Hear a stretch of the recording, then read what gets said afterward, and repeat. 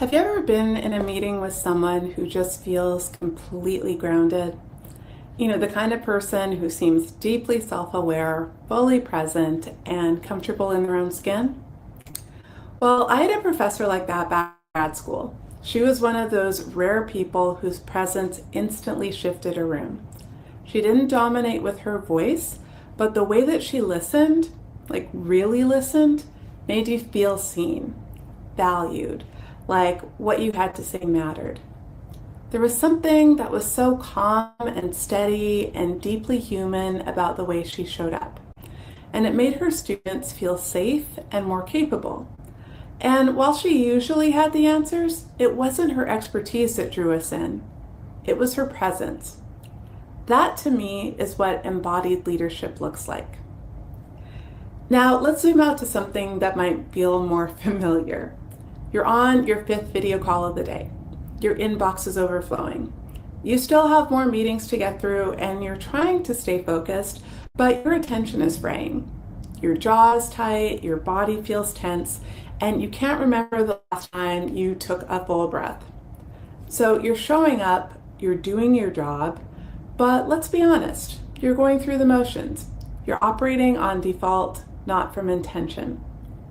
Now, if that resonates, it's not just a time management issue, and it's not just mindset. It's your nervous system. It's your body letting you know that something is off. And if you know how to pay attention to those signals rather than override them, you access a quiet but powerful edge in your leadership. And that's what embodied leadership is all about. So at its core, embodied leadership is a shift in how we show up as leaders, not just how we perform our roles. It means leading from a place of alignment, where your thoughts, emotions, values, and body are in conversation with each other, not in conflict. It doesn't mean that you're always calm or confident. Of course not, right? You're human and challenges are inevitable. But it does mean that you're aware of what's happening inside you and you're able to stay connected to that experience while navigating everything happening around you. That kind of internal awareness builds steadiness and it builds trust. And it creates the kind of authenticity that people naturally respond to, especially in times of complexity or change. So why does this matter? Well, the demands of leadership today are intense. Strategy and technical skill are essential, but they're no longer enough.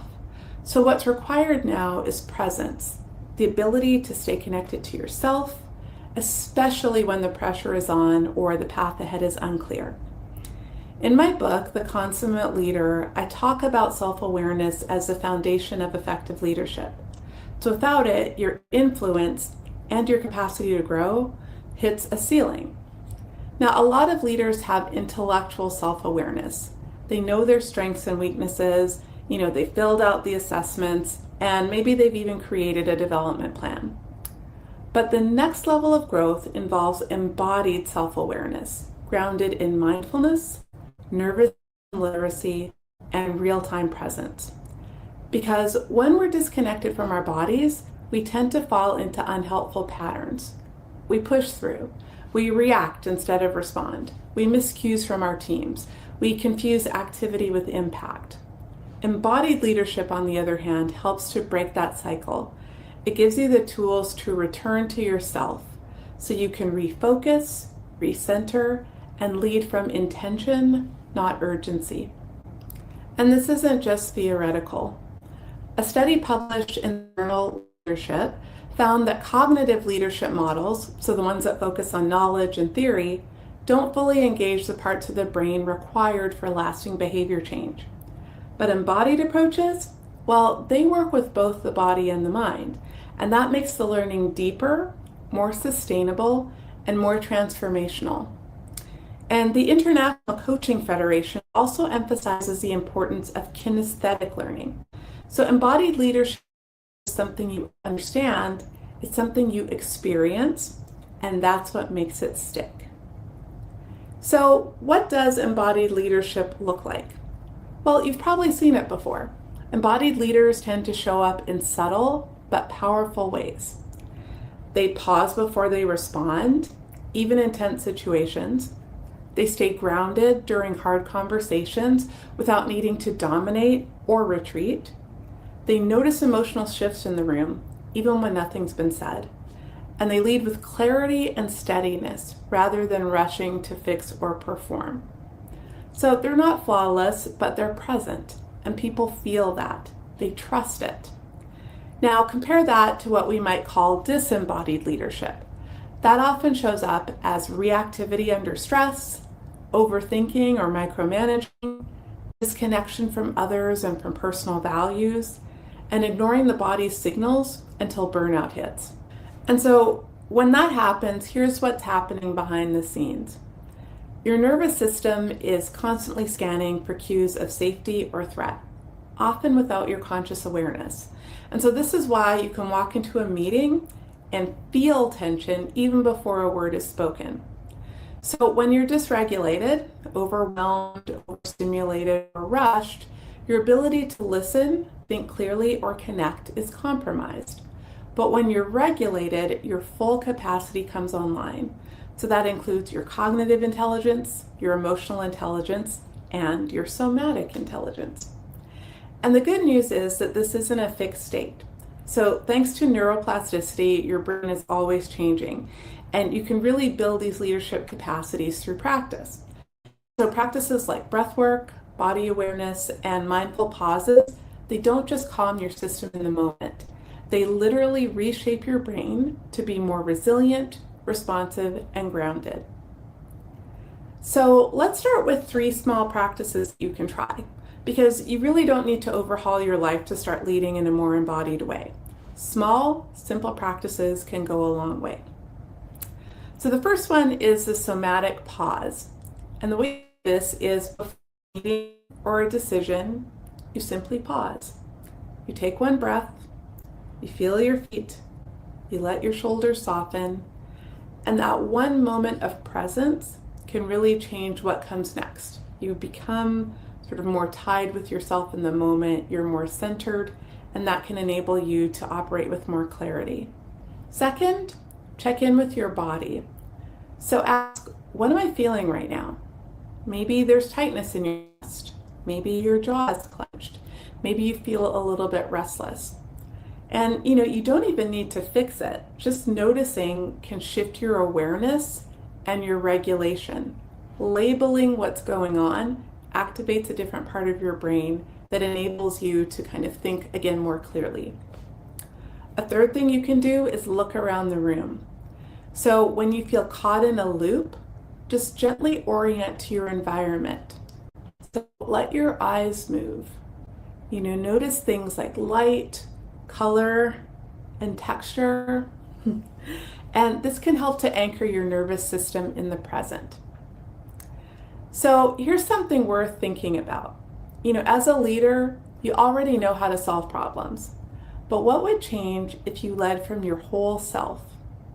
Where are you leading from? Your head or your full presence? Because in today's world, people don't just respond to what you say. They respond to how you are and how you show up, to your nervous system, to your coherence, to your steadiness.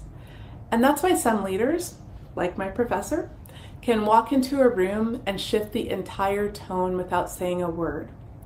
Presence is contagious and it's powerful. So if you're curious about how to cultivate this kind of leadership, I would love to support you. And if you're ready to build a mindfulness practice of your own, I'm going to put a link to my course below. So thanks for watching, take care, and I encourage you to keep leading from the inside out. I'm Dr. Patricia Thompson. Have a great day.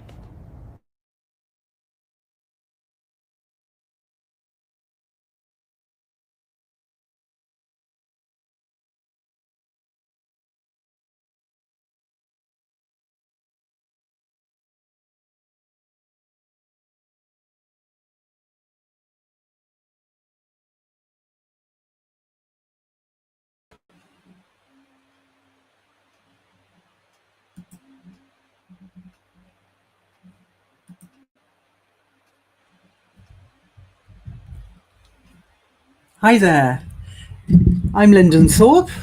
And you've just been listening to my co-host today, Patricia Thompson, Dr. Patricia Thompson, who is very interested in embodied leadership. I didn't have a physical co-host today, so I thought I'd share some of her work with you so that you can really start to understand from a professional point of view what embodiment is all about.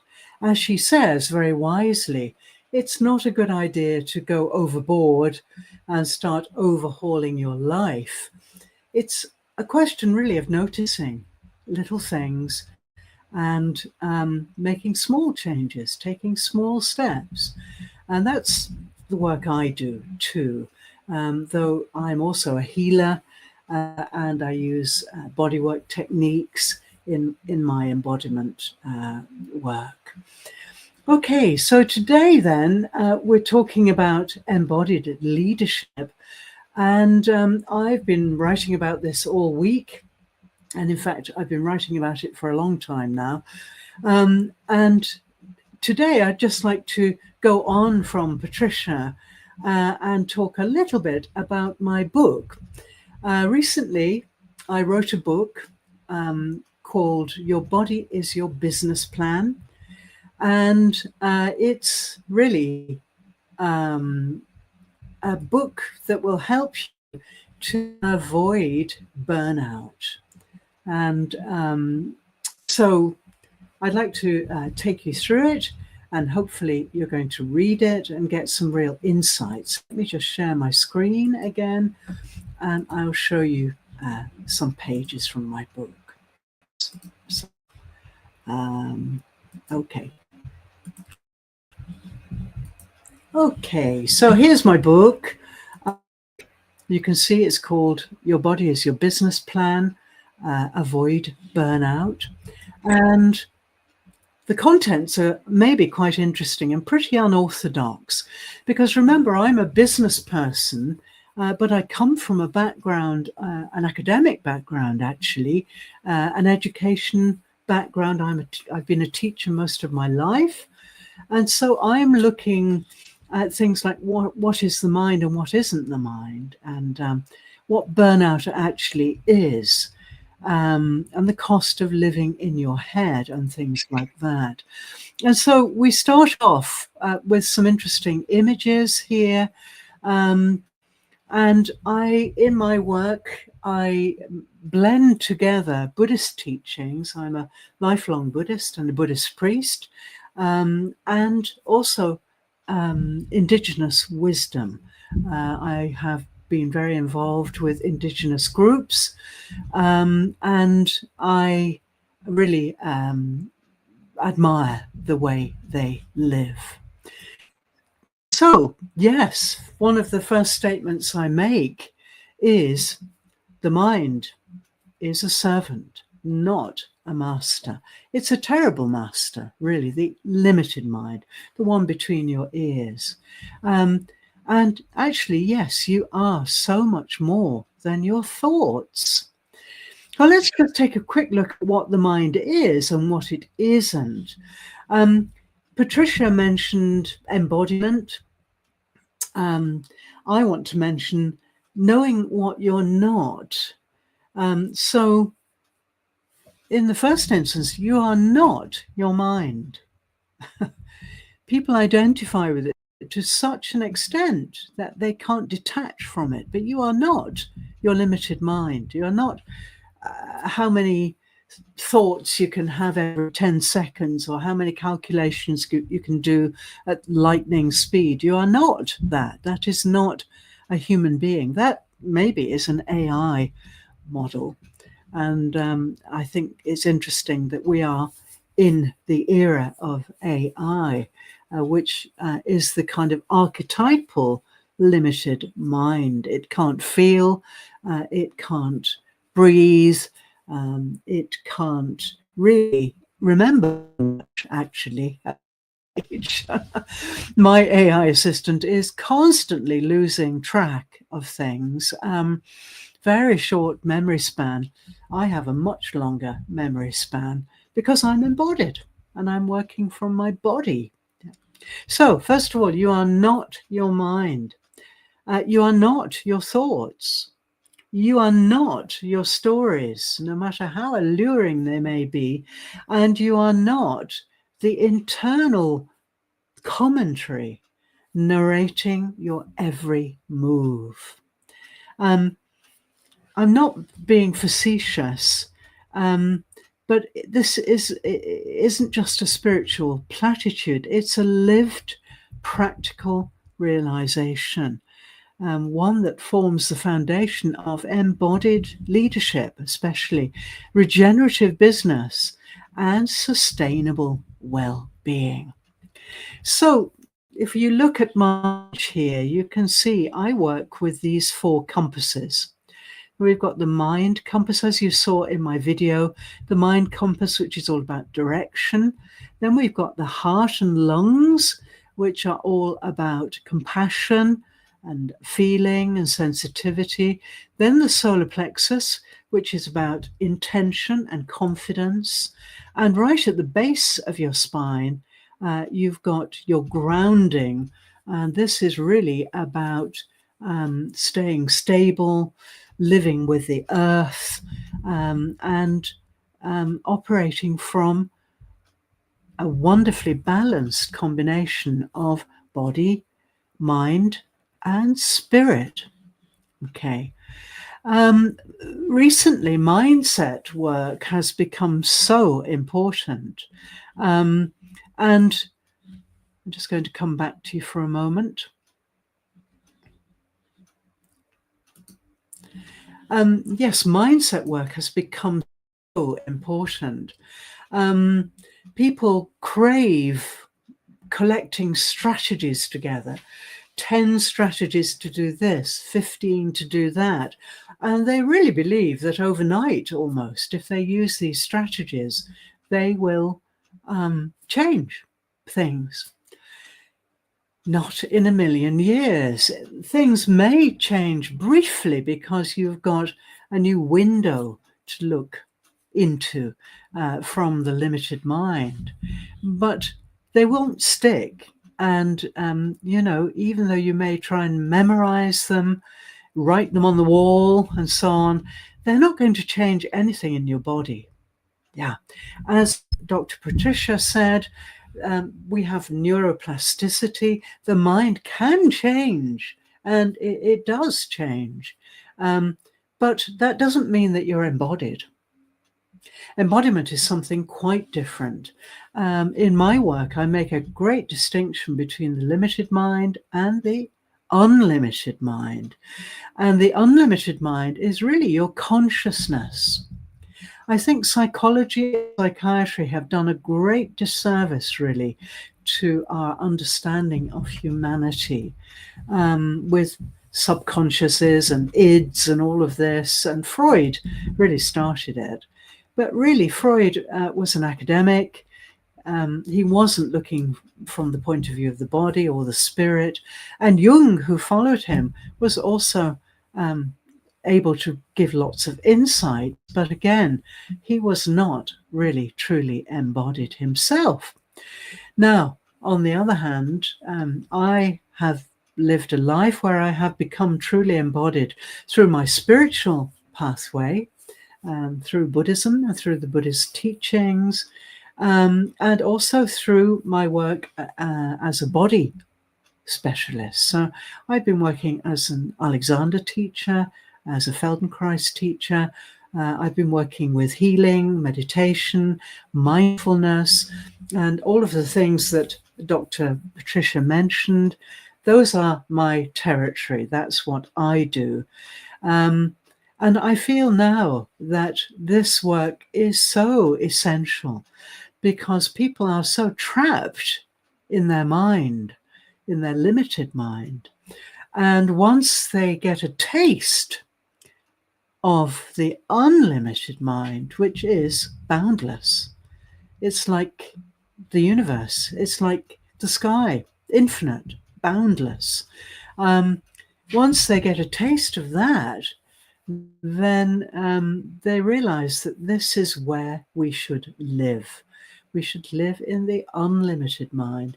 We should be constantly aware of the spirit, the human spirit, which is our energy, our essence, nothing more. It's nothing to do with religion. Any physicist will tell you that energy is indestructible. And the human energy, your DNA, your ancestral lineage, they are indestructible. That whole energy line is indestructible. And so, although we inhabit our bodies for 60, 70, 80 years, the body is just a vehicle, and the spirit survives all of that. The spirit leaves the body and becomes consciousness. Yeah. And you can really get a sense of this when you talk to First Nations and Indigenous people, as I have. You see that they totally believe that their human manifestation is just a brief blip, really, in their journey in eternity.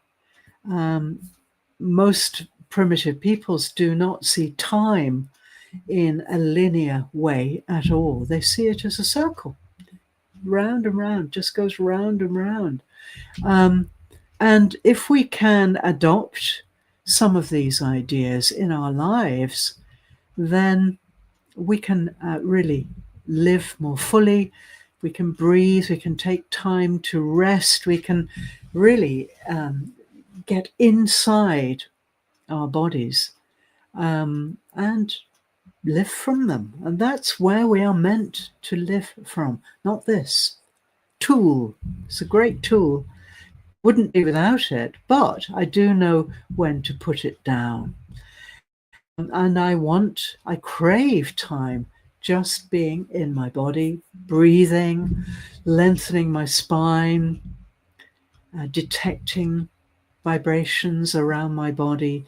All of these things are the things I teach. So, yes, I am working with many leaders, and I'm hoping to work with many more to make them aware that until they really inhabit their bodies, until they really settle in to their bodies and use the mind power in a different way, then they will always be trapped by time, by a chasing of goals and so on, external goals. Goal setting is inside. Yeah. The whole business of embodiment is about being in touch with your values, being connected to your true nature, and then behaving in that. There's no disconnect. You are your value. You behave and act as you are inside. There's no incongruence there. This is how First Nations, Indigenous peoples live. They do not make a difference between the inside and the outside. They spend all their time guarding the earth. They don't need money. They don't need fame or success. They are just loyal custodians of the earth, and they live totally happily, closely to the earth. We are very distant from the earth mostly, and that really does need to change. So a lot of my work is taking people back through audio transmissions, through healing, through voice healing, and so on, which I do a lot of on the internet, to the earth, back to the earth. Yeah, we cannot survive without the earth. It provides breathable gas. We can live as a result. But Human beings have walked away from the earth. They've damaged it so badly. They've turned their backs on it. And this is what First Nations feel. They're damaging the earth, and they don't know how to stop. So it's really important every day to be grateful. My day starts with gratitude. Every single day, I open my eyes. First thing I feel is, wow, I survived the night. I could breathe through the night. How amazing. I could rest and sleep, and my breath just supported me for 8 or 9 hours. This is amazing. So I start my day with that kind of gratitude. And gratitude is the most incredible foundation for every day. Whatever happens during your day, if you are grateful for what you have, not for what you might have or what you're going to have, you think, then you can live much more peacefully and you can overcome all sorts of hurdles. Really, one of my favorite things to do is to flow. Flow is an important thing nowadays. Flow is very important, and it's what primitive peoples do. They live by the sun. Yeah, they wake when the sun rises, they sleep when the sun falls. They don't measure time, they don't measure anything really. And they are constantly breathing, constantly detecting vibrations to protect the environment and to protect themselves. I've been with Australian Aboriginals who suddenly will stop walking and stand on one leg. And what they're doing is using the whole body to detect vibrations. And they will say, yes, we need to move. There's a sandstorm coming 10 miles away. Yeah, they can detect vibrations up to 10 miles away. And it's been proved. It's true. So in many ways, they are creaturely. They have retained a lot of creaturely skills. And that enables them to survive one of the harshest climates on Earth, the centre of Australia, in the case of the Aboriginals, and a very hard life, hunting, gathering food, sustaining terrible weather, storms, earthquakes, you name it, very severe, harsh environment, and they survive. And they grow to be very, very old too. So, yes, this is my work. Let me just take you back to my book, to another couple of parts of it. Let's go here. Okay, let's share.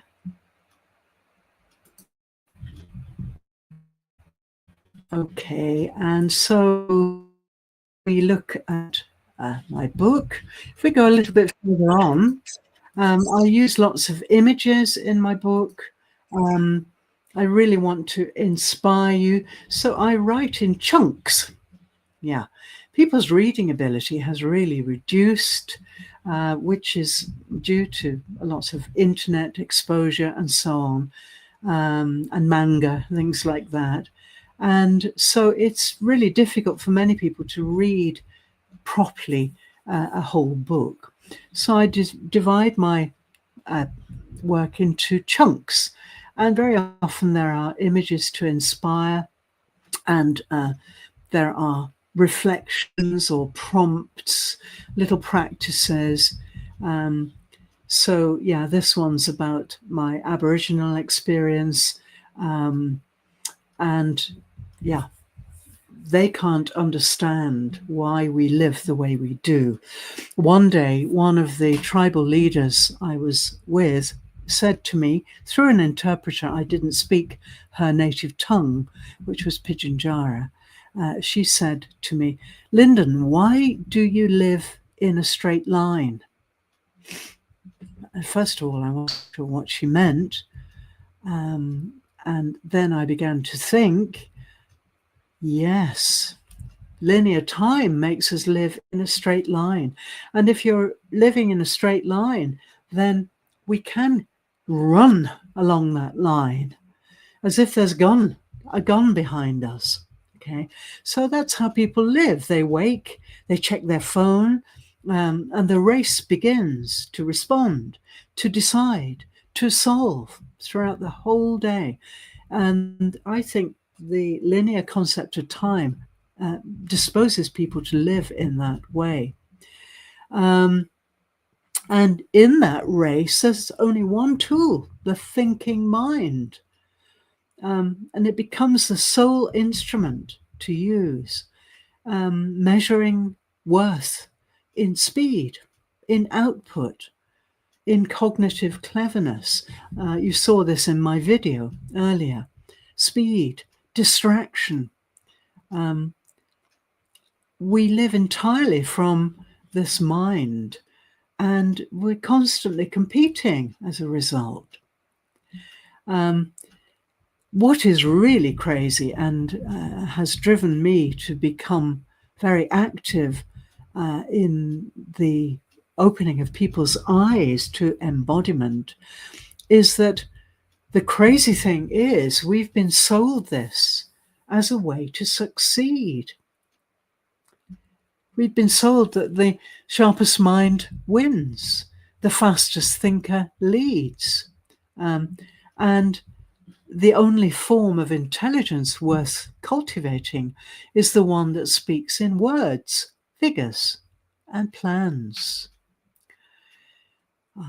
This intelligence is very different to that of the desert and indigenous peoples. They have a very different kind of intelligence. They very often don't use words at all, very rarely. They don't use numbers, and they don't plan. They live in the moment, here and now, with their breath. The future, the past, they laugh when they listen to white people talking about that. There is no such thing. They're dreams. Yeah. And it's very interesting when you ask Indigenous people how long they have been on Earth, which I have done. They say, oh, we've always been here, and we always will be. And so the circularity of their existence is really so inspiring. A lot of the things that modern neuroscience now is only just starting to back up is what tribes have been telling their members for thousands of years. Very ancient skills. So yeah, a typical micro practice here is, maybe we should just try it as a closing gesture. For the next 60 seconds, and I'll keep an eye on the time, close your eyes and listen with your skin. Your skin has 84,000 pores, okay? And animals and traditional tribal people listen with their whole body, with all of their skin. They can notice the air temperature, any movements around them, any vibrations, any pressure. They can read the weather because of the pressure on their bodies.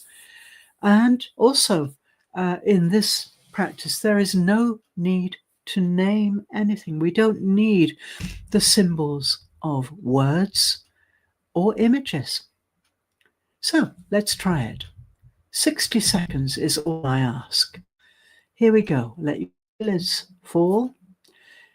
Keep your eyes open, a little rim at the bottom of your gaze, and start to scan your body from the crown of your head, right down the sides of your face and neck, down into your arms, right down into your fingertips,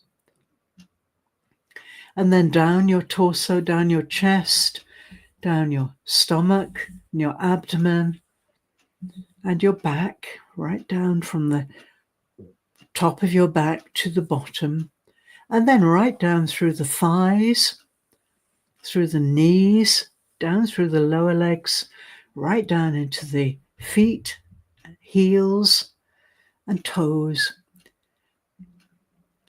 And listen with your skin. 84,000 skin pores. Detect any vibration in your environment.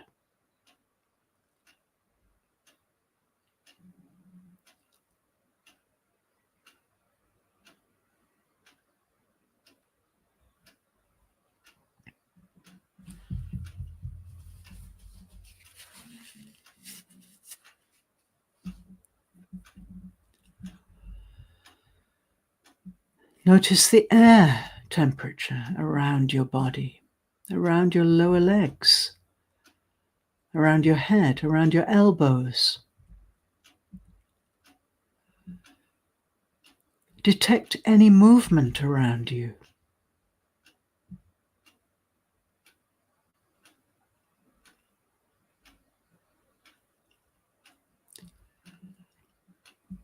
And feel any pressure on your body.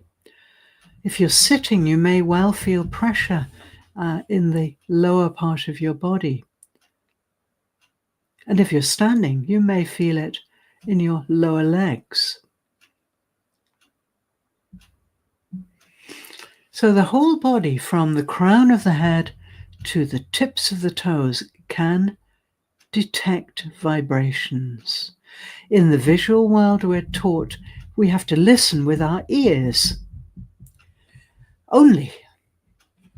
But in the invisible realm, we are blind, really, and we can use the whole body to detect our environment.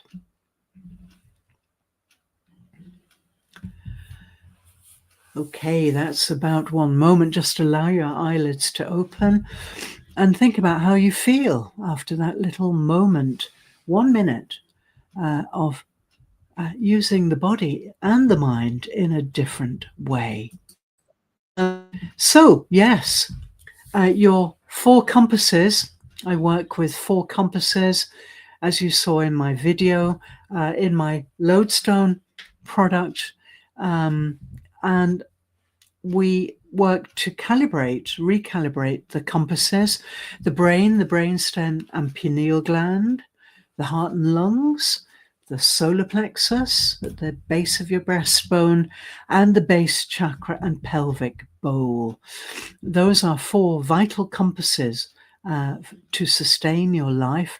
And my Lodestone, through audio transmission, works to recalibrate those. And it will take you 30 days to do that. So, yes, the heart is how we should live. And for me, the heart is the main brain of the body and the spirit. Blaise Pascal said, the heart has its reasons, which reason knows nothing of. So the heart and the intellectual mind are completely separate. And if you think burnout is about time management, you're very mistaken. It's really a breakdown in regulation, which Patricia Thompson mentioned. Imagine running a company where the CEO never consults the field team, the financial officers, or the operations lead, and then wonders why the company fails. So burnout is what happens when your brain runs the show without input from the heart, without input from the solar plexus or the base chakra. And your decisions become really divorced from reality. You override fatigue signals. You disconnect from meaning. So most leadership advice targets this limited mind: better decisions, sharper focus, clearer goals. But if the system underneath is dysregulated, those better decisions are still being made from a stressed state. And stress states don't innovate. They barely survive. This book, Your Body is Your Business Plan. You can get it from Amazon, and you can really find out how I work with embodiment from my book. So, thank you so much for joining me today. I hope you've got something from this. We have Patricia Thompson, Dr. Patricia Thompson, with us today. Next week, we're going to have Lynn Schuessler-Williams, who's going to be talking about wealth and guilt and trust, many other things. So please join us next week for the Your Body is Your Business Plan Masterclass. And if you'd like to come and co-host with me, I'd be delighted. You can apply to co-host, or you can apply to simply spectate. I'm streaming to LinkedIn Live and to YouTube. But if you want to come and co-host with me and let me help you with embodiment to improve your performance, I'd be very happy. So I'll put the link under this window when we finish this broadcast. And if you want to know anything about my work at all, please don't hesitate to contact me. This is Linden Thorp. Your Body is Your Business Plan, the Masterclass. See you next week. Thank you so much.